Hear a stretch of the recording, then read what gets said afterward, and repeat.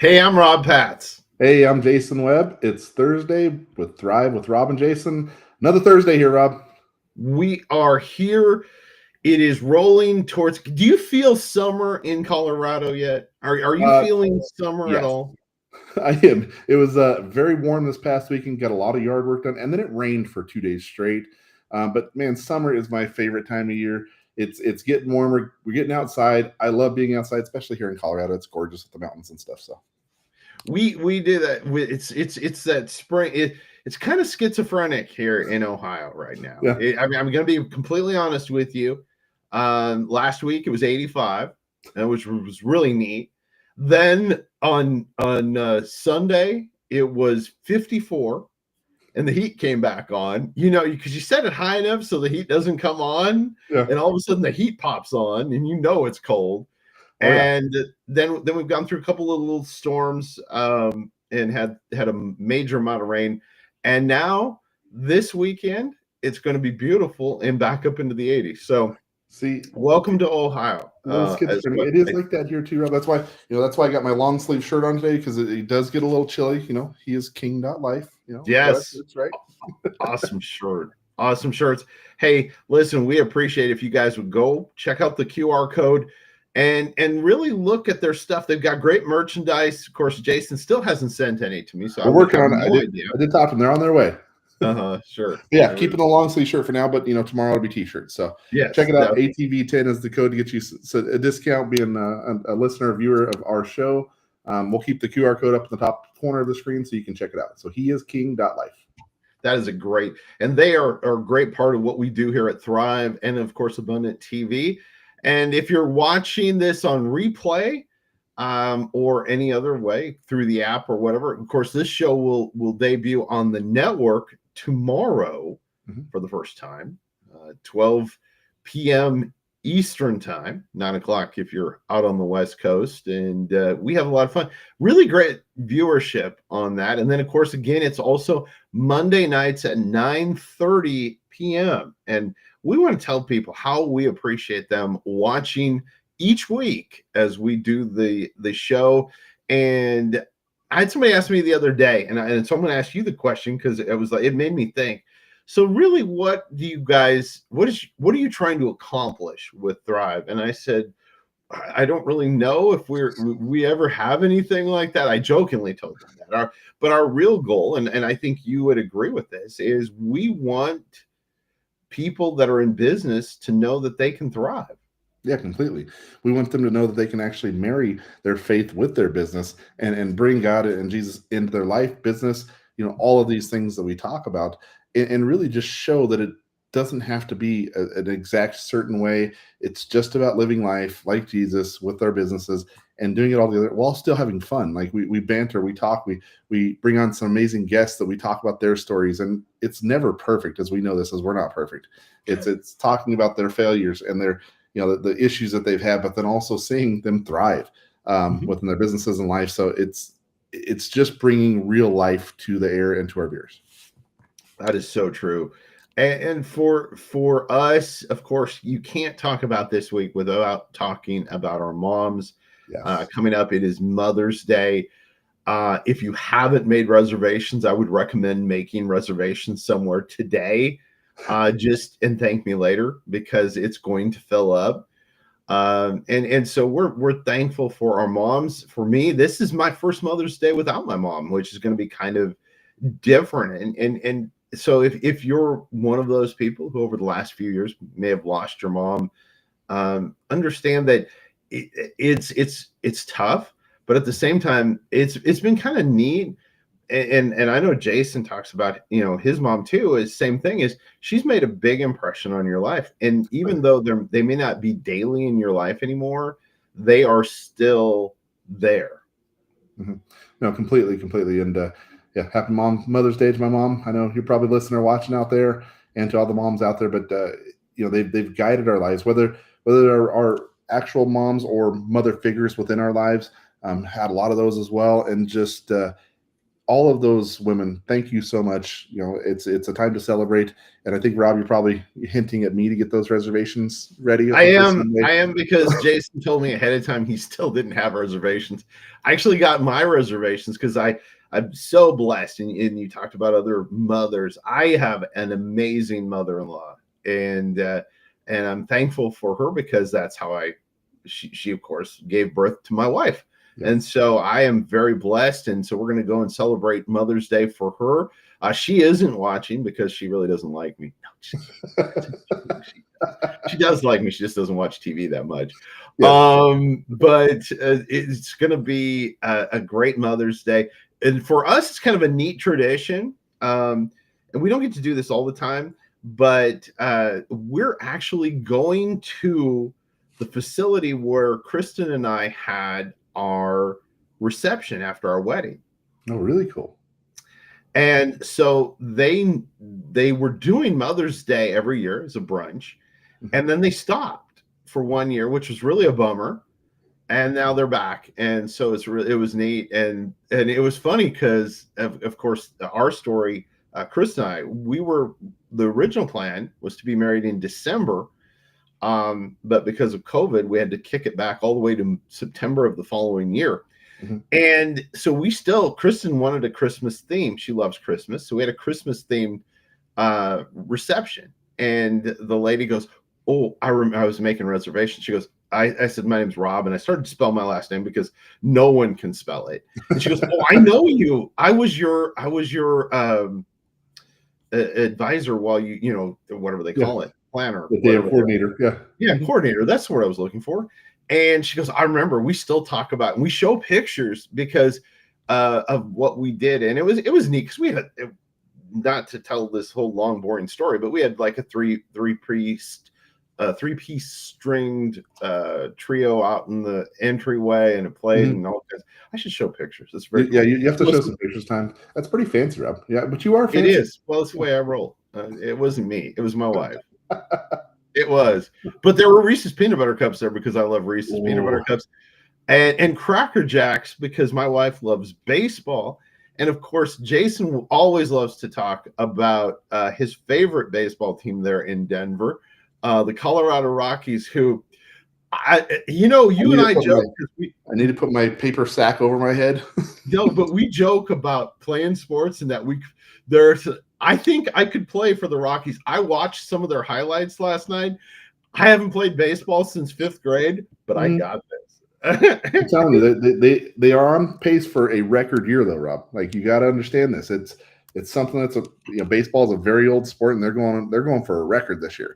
The worst team ever. Ever.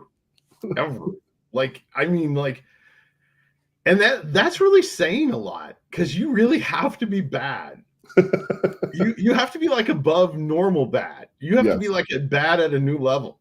Yes. So here's my thought. Here's my thought on this, because I'm not a huge baseball. I'm not like I don't do scoring or anything. Like when I go to enjoy the game. So I'm not one of those people that does the scoring and all. Yes. My wife does. My wife she's got the whole thing, and she sits and scores the whole game. But my question is, and this was something I was going to ask you, and so you don't know this because I didn't prep you for the question, but do you think if you had the bench players from the Dodgers as your starters, would your team be better? Yes. I was wondering, because I was sitting there, I was reading about the Dodgers, and of course, they're an incredible team, and just I like them about a step above the Yankees, who I would rather see them leave the league than anything else. Agree. And the Dodgers, both those teams, they just spend so much money. They have the talent because of the money. So this morning I'm doing I'm looking through my highlights and stuff because check the Mariners score because I'm still a Seattle Mariner fan, and I was sitting there going, I bet that the Dodgers, I'd watch the Dodgers highlights, and some guy they brought off the bench, a pinch hitter, and I'm going, if you put him on the Rockies, he would be a starter. And And yeah, it's a rough season for you guys, and hopefully It at is. some It point. is. It is. We talk about awards and things, Rob. Our Yes. guest today talk about awards, man. Yes. He's got more than both of us combined. Yeah, including like my little league trophies, like I was telling him Yes. earlier. I would have to like dig through like my participation trophies. Yeah. And his trophies are quite large. But Yes. hey, Rob, today, so our guest today is a creative powerhouse with a deep heart for justice. Dan Brown Jr. is an 11-time Emmy Award winning and many other awards. We'll talk about those with the sound designer and the founder of Crime Sonics, a company transforming true crime storytelling through powerful, emotionally driven audio. Now, Dan has stepped into a bold new role as the director of a gripping new documentary, Girl Forgotten: What Happened to Breonna Wells, a project shining a much needed light on a cold case that's been ignored for far too long. Please welcome Dan. Man, I tell you guys, it's a pleasure to be here, Jason Rob. Sorry, it is. It's a privilege and it's a pleasure, and awards. That's cool. Justifies what you're doing, or at least makes you feel good. But I tell you, like, you don't do it for the awards, right? You do it for the passion of the craft, and like, that's just kind of like icing on the cake. I don't know. I think I would be carrying an Emmy around with me. I'd like, I'd be going to the grocery store. It would be in the cart with me, and have somebody like, "What's that?" And I'd be like, "Well, this is my Emmy." I saw a photo years ago of Tom Hanks where he like taped it to the hood of his car like a hood ornament. I always thought that would be kind of funny. Yeah, there you go. Yes, that would be awesome. Yeah, that would be really cool. But man, just listening to your stuff, you are incredibly talented. Tell us some of like the journey that you've had in sound. Like, why did you get into this? Man, that's a great question. I'm going to paraphrase the Bible chapter, Bible verse Bible. There's a scripture that talks about anything that you do, you can do it unto the Lord. Anything that anything that you're doing is, apart from sin, of course. And years ago, when I won't go on to the long story now, but like when I had the idea, like maybe I should write music for television shows. Honestly, I started listening to the music in the crime shows, and that's where I could hear, like I heard a lot of guitar music. I heard sounds that I was used to hearing, and I also heard a lot of things that I didn't know, like how those were being produced. Looking back now, it's just like pretty common sound design and dark and mysterious things. But at that time, I was like, "What are those sounds? Like, this is crazy." I know what guitars and drums are, but I don't know what that other stuff is. And it just seemed like it was in that world that I could find a home. And so I just remember we're watching Dateline, and we were living in Denver at the time. And I told my wife, "Perfect, that's where I'm at." I love it. Yeah. We were on. It's been a long time now. So the main highways, that's 25. Yes, sir. Okay, and then you're going north on 25 up to like Westminster, Broomfield. Yep. And then left on 120, right? Down that way. And then in that area, there was a place called Bradburn Road. You know where that is? I know exactly where it's at. They're at Bradbury Ranch. Yep, that's 20 minutes from me. Yeah, and those they're real kind of swanky townhomes, right? Yeah. They were when I lived there. That's cool. They were. And so we were living right there. And I remember telling my wife, like, "Hey, I think we're gonna move to Hollywood, and I'm gonna figure this out." And she's like, "Okay, let's totally go with it." I was like, "All right, let's go." That is cool. That is really cool. So tell me some of the projects and things that you've worked on that maybe our audience knows about. It's a big list, man. It's a big list. So recently, the thing that was kind of a surprise to me was I make a lot of sound effects in our space, and one of them was just used in the latest Planet of the Apes film. Which one was it? Like Rise of the Planet of the Apes? Whatever the recent one was. Now, from our recording, this has probably been a year ago. Yeah. I'm not always notified. Not up to it, yeah. Until, like much later, transparently when the check comes. And so, yes, so I'm going through our statements, and we're always on lots of the crime shows, the 48 Hours, the Datelines, you fill in the blank crime shows. But then when we see like the big trailer from time to time, I still kind of like that because it's not, there are composers, that's their focus, that's their life, like they're going after that. That's not mine at all. And so when I see it sometimes, I'm like, that's kind of cool. I'll hang the poster. I love it, brother. I love it. I know you've already kind of touched on this here, but you are very open about your faith. And how has being a follower of Christ like shaped the way you approach your creative work? Because that can be different, right? Well, man, that is such a lovely question. I would say, with full disclosure, for too many years here in La La Land, Hollywood, I have not been so vocal about my faith at all. And if anything, I've decided that it was like the right thing to do, which was the wrong thing to do, which was to hide that light for a while. As you know, and not to get on some sort of soapbox, that Hollywood is a very questionable place. Yeah, it's run by questionable people with questionable motives. For years, we've had the wrong kind of messaging coming out across all media. It's dark, and as it gets darker and darker and darker, us as believers, we have to shine our light for Jesus, and specifically the Jesus of the Bible, like the biblical Jesus. And so I've said it before, I'll say it again. Every other way that says it is the way is wrong. And if that is offensive, then start reading your Bible. It's not my opinion. It's what he said. It's what he said. And so, I'm kind of veering off course from your question a little bit, but I didn't want to say like I've been like this out loud on fire for Jesus Christian over the past decade. That's not what it's been, but that is exactly what it is now. And that's amazing. And that's what we just talked about with Rob, Rob, myself, about our goal with the show, about being able to marry God with our work. And it's not always the case that happens. And just seeing you and your story there, now you're bringing it back to the fold. So that's incredible. One thing I do want to bring in, as you directed this new movie about Brianna Wells, this thing is super incredible. Like it's an investigative story. I would love for you to touch on that and really talk about that emotional side, because it's so powerful and emotional. What made you decide to do this and go about this case specific? Yeah, we had the privilege to speak at CrimeCon, which is part of Oxygen Network, or presented by Oxygen Network. It was in Austin, Texas, and we're in Los Angeles. So we decided to drive it. We had like a trade show booth. I was presenting. I needed to bring a bunch of equipment. Yeah. And it was on the way back from Texas back to LA. We're driving through Phoenix. And bro, I love Phoenix. I love it.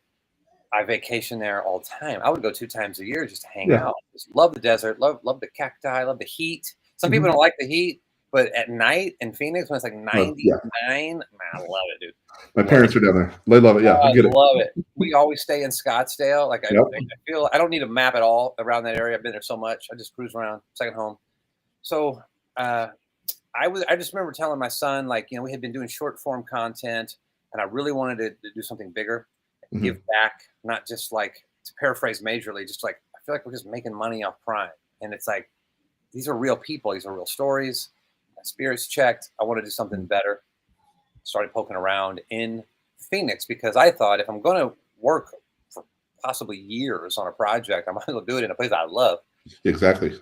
And we narrowed it down to 4 different stories of cases, 4 different families. One I couldn't get any contact with. Another one, I think I actually interviewed the guy that murdered a lady. I have that. Wow. I have that conversation still, but there's reasons why that one didn't go forward. There was another one where I have become friends with this woman. Her husband was tragically murdered.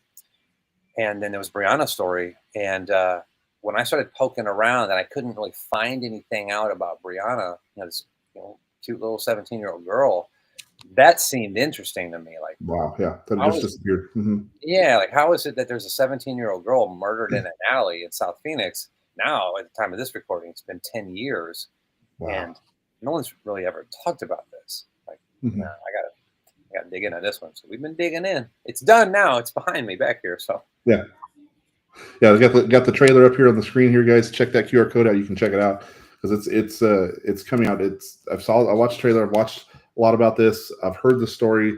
Like I said, my parents live down that area. For you to bring this to light, this is incredible. And the way that you did this, you were again immensely talented in the way that you brought the cinematic effects, the camera work, the sound.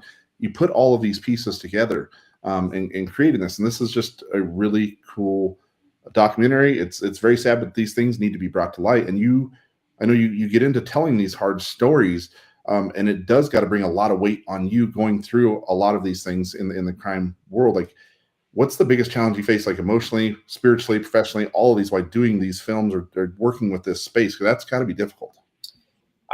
I would say in regard to this story, Mhm. you don't want to say like caring too much. Brianna was not my daughter. Yeah. She was murdered at the age that my son is. My son is Wow. 17. Wow. He wasn't when we started. He was much younger, but Yeah. he's the same age. The woman that you see in the graphic there in the poster, Gina is not Brianna's mother either. Mhm. Gina Mhm. is friends.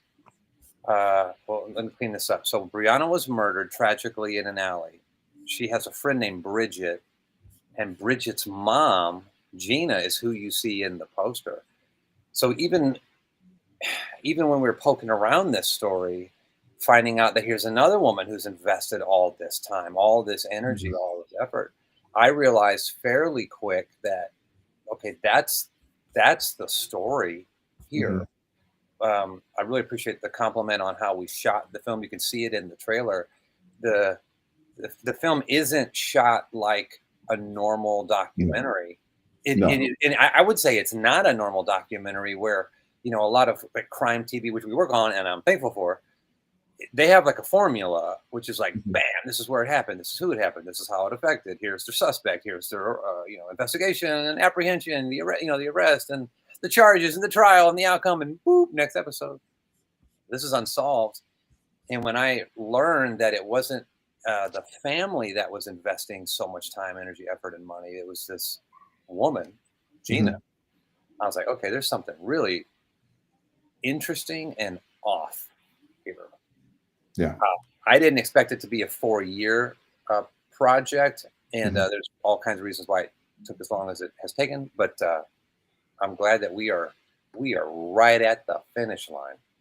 That's awesome. As you develop this, I'd like you to touch on, like you already did a little bit, what sets this apart, and then also how do you hope like our audience feels that watches this? What steps do you want them to take? Like, how do you want them to interact with this? Man, great questions. I love it so much. The takeaway, that'd be probably the most important thing. Yeah. It is solvable. It is solvable. And the reason why I say that is I truly believe that we have solved it. And that's why I say it's solvable. Over the years of digging into this, and we have everything. We have all the police reports, toxicology, crime scene photos, medical examiners, her autopsy, through a network of just, which I shouldn't have. I have Brianna's journals. Mhm. I have hundreds of photos from her funeral. Wow. We obtained video that, I mean, it's tragic, man. Like, it's tragic stuff. Like, we have interviewed more people about Brianna's homicide than the Phoenix Police Department, and that's not hyperbolic. That is Wow. fact. There That were is incredible. names. Yeah. There were names in police reports Mhm. pertaining to Brianna's story that there was never an interview. We Oh my tracked gosh. him down and we interviewed him. And sometimes, and oftentimes, which we will show that in like some behind the scenes stuff down the road, which we're going to work on, Mhm. we had to hire the most incredible security company in Phoenix called Delta Security. Shout out to them. This film would not have been possible without them. And I mean, we're doing interviews with active gang members. It's 2 a.m. We're down there with guys Wow. in tactical gear. What's the takeaway? The takeaway should be a big question mark. Like, what is going on, Phoenix Police? Why will you not just like take the information that we have, the documentary that we have, take this information and charge this guy? Here's the other thing. We tragically, during this investigation, we had someone email us and said, I see somebody in the trailer that Mhm. I don't think should be in your film. And the reason why is because I know that, they do things with children that they shouldn't do. Got And the it. reason why I know this is because that person's my dad and that person did it to me. Oh, geez. So we uncover that. And Mhm. then we find out about, and I don't know what platforms this will always be on. So I'm trying to like keep Yeah. the Of language. course. keep the language right. The person that we truly believe that murdered Brianna, we know that he also forced another young lady to do things with him that she didn't Oh my want gosh. to do. And that's never been reported. And Yeah. that woman has never told anybody Oh my gosh. except to us. And it took about almost the entire 4-year period of me like really just like not relentlessly in some sort of harassment way, but just like every couple months I'd reach out to this person. I knew they were connected somehow, and I would say like, I'd really love to talk with you. I'd love to have you in the film. Ultimately, we didn't have that, but we had a long, recorded conversation. So things of that nature. We find out that the Department of Justice launched an investigatory probe into the Phoenix Police Department while filming. So it became like a whole thread. Wow. So yeah, it went a lot larger. Yeah. It went a lot larger. And so like, again, it's like, you think you're just making a film about a girl that was murdered that no one was talking about, but then you end up making this film about a girl that was murdered that no one was talking about in a government that's investigating a police department that just has not done the legwork. That is not an insult.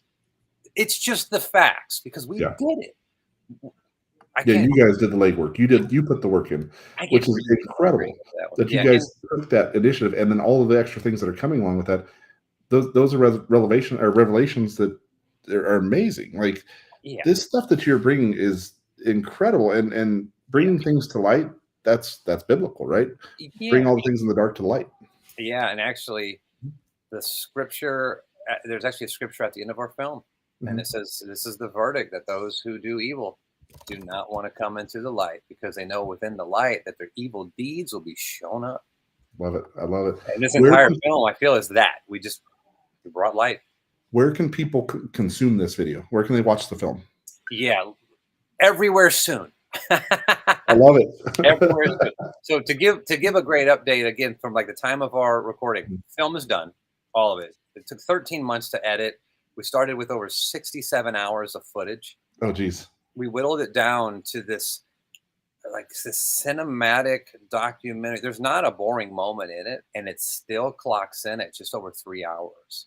Oh, wow. But like the stuff that you get to be a part of in this, like, for example, like behind me right now, you can kind of see it's blurry. Yeah. But, even what's happening on the screen right now is we're in South Phoenix. It's, I think, probably 2 a.m. and Gina's out there with flyers, and she will talk to and walk up to anyone. If you look like a gangbanger, a prostitute, a drug dealer, it was like she was willing and did and does everything that a mom would do, and it's not even her daughter. I love it, man. Where can everybody see it? Everywhere soon is the goal. We got some great meetings next week, but I would absolutely expect it on your Amazon Primes and stuff like that. It'll be everywhere. I love it. Dan, this has been incredible, man. Thank you so much for being a guest today, talking about this story, talking about what you guys do with Crime Sonic. Incredibly talented individual. Check out more of what Dan's doing. So thank you so much, Dan. Absolutely. Yeah, thanks, Dan, so much. We appreciate you, and thank you for doing what you're doing. Yes. Put your faith in Jesus. Amen. Love it. Wow, where did time go? It goes by way so fast. And appreciate people like Dan and what he's doing to bring light to things that need to be shown in the light. So, man, we appreciate it. Check out Dan's stuff and go out and thrive.